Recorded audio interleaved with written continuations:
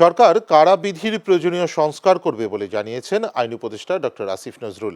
বুধবার বাংলা একাডেমিতে আইন মন্ত্রণালয়ের আয়োজনে জুলাই কারাবন্দীদের স্মৃতিচারণ অনুষ্ঠানে তিনি কথা বলেন। আইন উপদেষ্টা বলেন, জুলাই আন্দোলনের কারাবন্দীদের দুঃখ দুর্দশার একটি তালিকা ও ডকুমেন্টেশন করা হবে।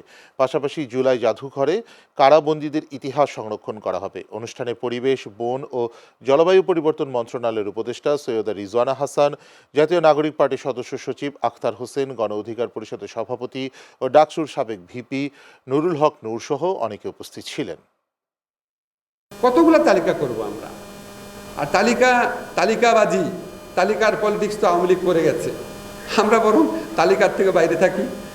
আমরা যদি আপনারা চান, যদি আপনারা সত্যি মনে করেন যে তালিকা করা দরকার, আমরা বড় জোর একটা আমাদের যে জুলাই জাদুঘর হবে সেখানে অ্যাটলিস্ট আমরা একটা ডকুমেন্টেশন রাখতে পারি জুলাইতে।